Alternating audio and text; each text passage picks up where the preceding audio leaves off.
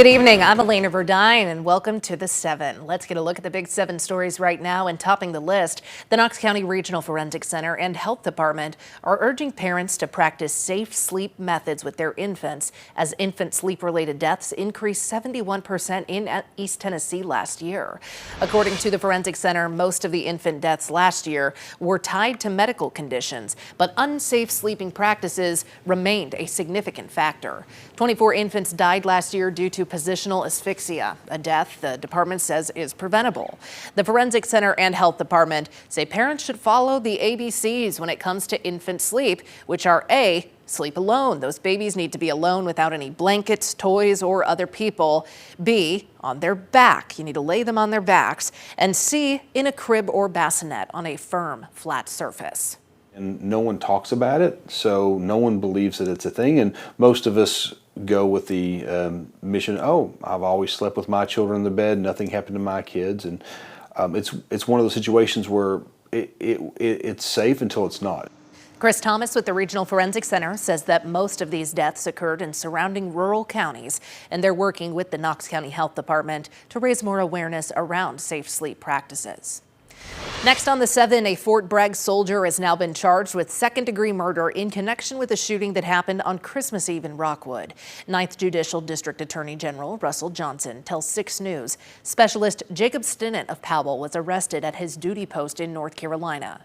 We previously reported on a shooting in Rockwood the night of Christmas Eve. It left 1 person dead. D.A. Johnson tells us Stinnett's uncle, Tommy Cooper, was the victim.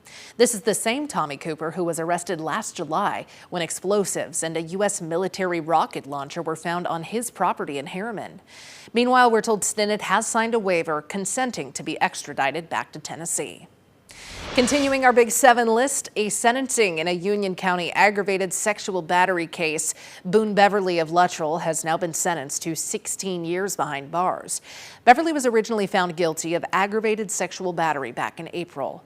During his sentencing hearing, the judge ordered Beverly to serve 10 years for aggravated sexual battery in addition to a prior 6-year sentence.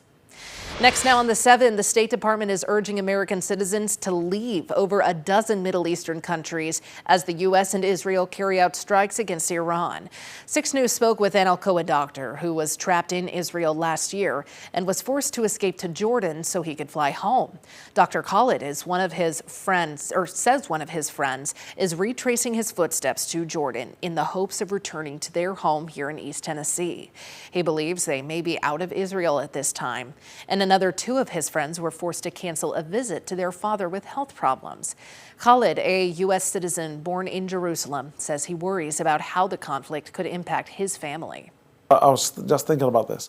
My 2 brothers, my mother live in the same building. It's a 2-story building. And they live in apartments and they live together. So one bad missile could take out about almost 25 of my family members. Khalid also told 6 News he has sisters back home who do not live in the same building. He worries about the future and is asking you to keep people there in your prayers. Continuing on our Big 7 list tonight, Knoxville police are sharing some surveillance images of a man who was wanted for questioning in connection with a hit-and-run investigation. Now, I want you to take a look at this picture. See if you know this guy. The crash happened last Wednesday on North Broadway near Granger Avenue. KPD says the woman who was hit suffered serious but non-life-threatening injuries. Knoxville police say the man was driving this red Dodge Ram pickup you see on the screen. And we want to give you one more look at the man police are looking to talk to. If you recognize him or have any information that could help with the investigation, you can call the East Tennessee Valley Crime Stoppers. That number is 877-363-8847. Next on the 7, we're learning a man who was originally reported as missing from Granger County is actually wanted in Hamblin County. On Monday, the Granger County Sheriff's Office reported that 59-year-old Randall Turner was missing and that he was last seen in the Brown Fanny Road area of Thornhill on Friday. But now the Hamblin County Sheriff's Office says Turner could have fled the area to avoid a court date in Hamblin County on sex crime charges. We're told he does not have a car and is likely on foot. An arrest warrant has been issued for Turner, so if you see him, you are asked to call the Hamblin County Sheriff's Office at the number at the top of your screen. That's 423-586-3781. And wrapping up our Big 7 list, it is Volunteer Firefighter Week here in Tennessee, and this is a time to honor the dedication of these local heroes. 6 News is highlighting the New Market Volunteer Fire Department here in East Tennessee. The National Volunteer Fire Council shares volunteers comprise 62% of firefighters in the U.S. In Jefferson County, the New Market Volunteer Department is one of 8, with around 30 volunteers who put in 40 hours a month minimum. The department began in 1975. That marks 51 years of service in the New Market community, with growth to another station in the Strawberry Plains area. The captain and chief of the department are a father and son duo. Volunteer fire departments like this rely strictly on donations to operate. They don't get compensated, and many of them have full-time jobs aside from the station. We just do it for to help the people out.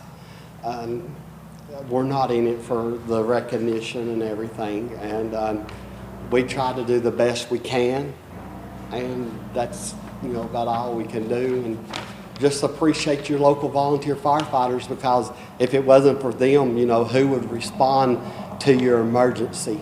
For more information on how you can get involved, you can go to our website, wate.com.